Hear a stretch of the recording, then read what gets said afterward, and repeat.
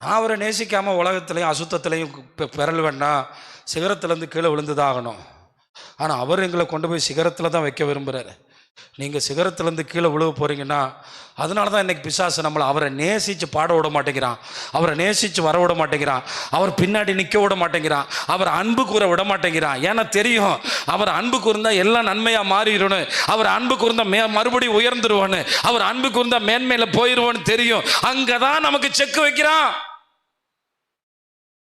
ரெண்டாவது நமக்கு இருக்க இன்னொரு பிரச்சனை, எனக்கு என்ன கிடைக்கும் அங்கே சொல்லியிருக்கு, சொந்த மகனையே பிதா தந்த பிறகு இந்த வீடு நிலம் காசு வேலை பணம் அது இது வேலை பட்டம் பதவி சுகம் இதெல்லாம் தராமல் இருப்பாரா?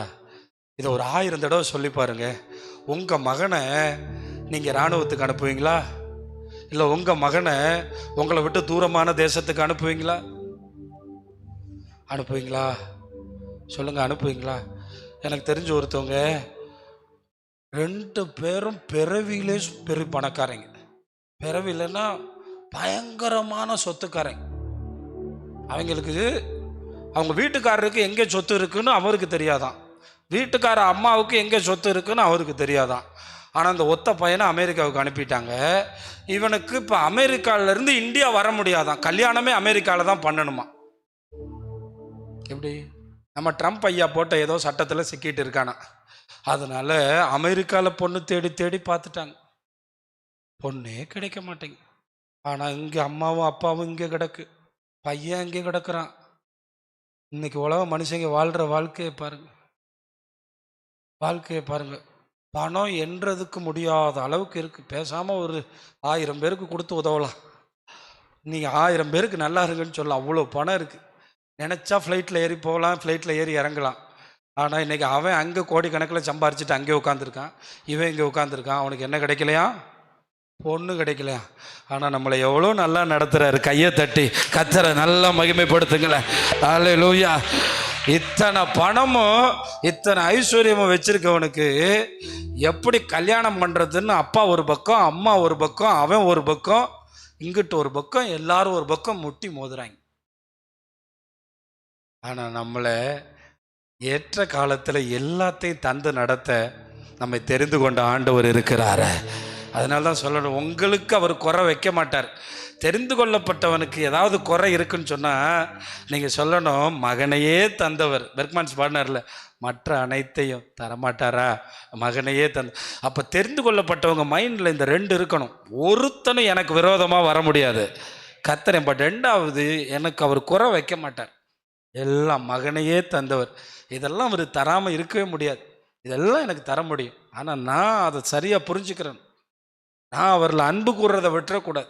நான் அவரை நேசிக்காமல் இருந்துட்டேன்னா மகனை தந்த நோக்கம் குறைஞ்சிரும், மகனை தந்த நோக்கம் நிறைவேறாது. அப்புறம் எப்படி தர முடியும்? இங்கே தான் பிரச்சனை. மகனை தந்ததை அவரை போல மாத்துறதுக்கு, ஆனால் மகனை தந்த நோக்கத்தையே நம்ம விட்டுட்டோம்னா அப்போ இங்கே என்ன பிரச்சனைனா, அன்பு கூறுறதை நிறுத்தாமல் இருந்தீங்கன்னா சகலமும் வந்துக்கிட்டே இருக்கும். சகலமும் எனக்கு நிறைய விஷயத்தை ஆண்டவர் பிடிச்சு வச்சிருக்கிறதுக்கு காரணம், உங்களுக்கும் எனக்கு அவர் மேலே இருக்க அன்பு குறைஞ்சதான். அதான் உண்மை. நான் தெரிந்து கொள்ளப்பட்டவனுக்கு 2 ஆசீர்வாதம் இருக்குது. அவனுக்கு விரோதமாக ஒருத்தனும் வர முடியாது. 2வது, அவனுக்கு யாரும் குறைவு வைக்க முடியாது. சில நேரம் சொந்த பந்தங்கள்லாம் கேட்கும், இந்த இடத்த நீ எடுத்துகிட்டு போ, அந்த இடம் எனக்கு தான் வேணும். உங்கள் இடத்தையும் கேட்கும், உங்கள் சொத்தையும் கேட்கும். விட்டுட்டு போயிட்டே இருங்க, 100 மடங்கு விளைச்சலை தருவார். நம்புறவங்க மட்டும் கைத்தட்டி கர்த்தரை மகிமைப்படுத்துங்க. எப்போ அவன் நமக்குரியதையும் எடுக்கிறானோ அப்போவே நமக்காக மழை பெய்யும், அப்போவே நம்ம விதைய 100 மடங்கு விளைய பண்ணுவார். இது ஈசாக்கிட்ட இருந்து கற்றுக்கிறணும். நிறைய அவர் வச்சிருக்காரு. ஈசாக்குக்கு எப்படி தான் இந்த எண்ணம் வந்துச்சோ தெரில, என்ன எப்படி வந்துச்சு? எசேக்குன்னு ஒரு கிணறு போ, சித்தனான ஒரு கிணறு போ, ரெகோபயாம்னு ஒரு கிணறு போ, தூக்கி எரிஞ்சிட்டான் எல்லாத்தையும். பார்த்தா லாஸ்ட்ல போனதும் பாலைவனம் தான். அந்த பாலைவனத்தையும் சோலைவனமாக மாற்றினாரு. ஏன்னா தெரிந்து கொள்ளப்பட்டவனுக்கு சகலமும் கிடைக்கும். ராமன் சொல்ல மாட்டீங்களா? ஏன்னா எல்லாம் பஞ்சம் தானே. ஏன்னா நமக்கு தெரியாத ஒரு அகராதி இயேசுவை நேசிக்கிறது மட்டும். காலையில் வந்துருச்சு ஜோம் பண்ணணும்னா அவர் எல்லாத்தையும் விட்டுட்டு வந்துடுவார். எனக்கு இன்னைக்கு கொஞ்சம் உடம்பு வலிக்குது, அப்படியே 366 நாளும் உடம்பு வலிக்கும். அது என்ன அகராதினே எனக்கு புரியல, அதான் எனக்கு புரியல. அவரை நேசிக்கிறத அதிகாலையில் தொடங்கணும்னு நீதிமொழிகள் இருக்கு. என்னை நேசிக்கிறவனை நான் நேசிக்கிறேன், அதிகாலையில் என்னை தேடுகிறவன் நான் அத்தோட நிறுத்த மாட்டேன். நிலையான பொருளும் செல்வமும் ஐஸ்வர்யமும் கனமும் எல்லாம் என்னிடத்தில் உண்டு.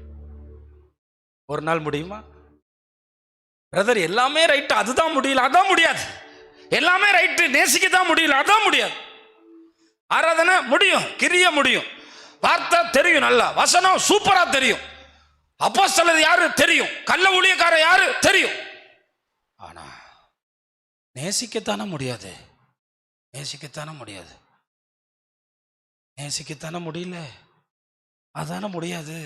அதனால தானே எழுதி வச்சிருக்காரு, அவருடைய தீர்மானத்தின்படி அழைக்கப்பட்டவர்களாய் அவரிடத்தில் அன்பு கூறுகிறவர்களுக்கு.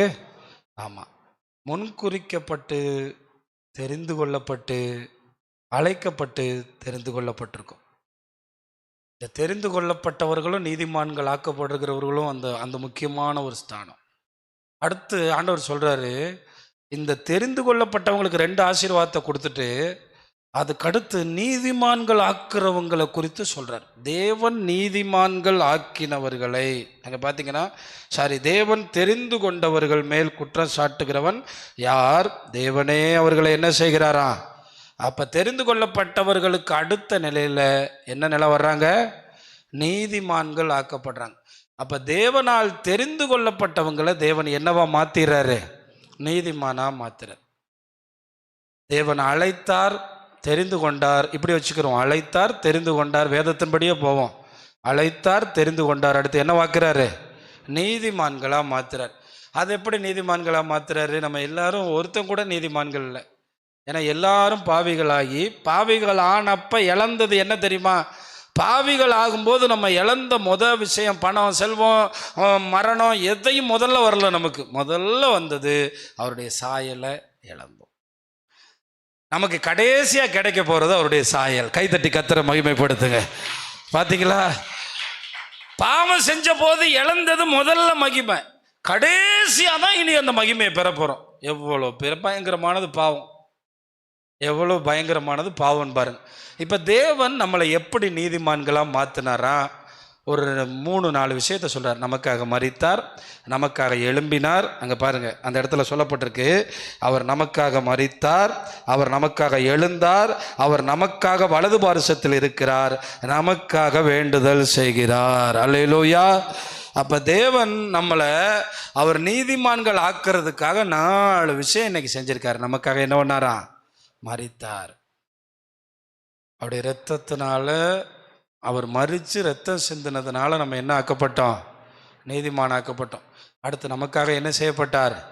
ஒரு நிமிஷம் கேளுங்களேன், அவர் நமக்காக மரிச்சிட்டு செத்தே போயிருந்தாருன்னா நம்ம எவனுமே பாவமா, நான் எதுக்குடா பாவத்தை அறிக்கை செய்யணும்? நான் எதுக்கு இயேசுவின் ரத்தத்தினால கழுவப்படணும்? அவரே செத்து போயிட்டாரு, பின்ன எதுக்கு நான் கழுவப்படணும்? அவர் உயிர் தெழுந்தது நமக்கு நம்பிக்கையை கொடுக்குது. ஆமாம். அப்போ நானும் இயேசுவை போல இயேசுவின் ரத்தத்தினால கழுவப்பட்டா, நானும் இயேசுவை போல என் பாவத்தை உணர்ந்தா நானும் என்ன செய்யப்பட போகிறேன்? எழுப்பப்பட போகிறேன். அது நீதிமான்களுக்கு உயிர்த்தெழுதல் மிகப்பெரிய நம்பிக்கையாக இருக்கிறது. அதுதான் நீதிமான்களுடைய மிகப்பெரிய நம்பிக்கை.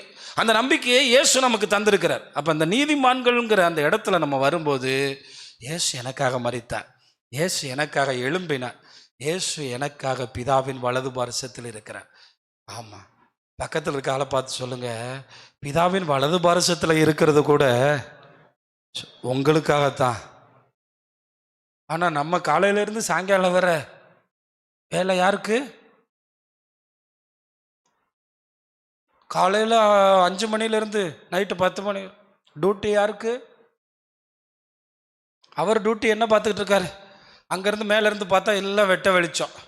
பிதாவின் வலது பாரிசத்தில் உட்காந்து இந்த பிள்ளை தப்பு பண்ணுறான்னு, பிதாவே பிதாவே பிதாவே, இந்த ஒரு தடவை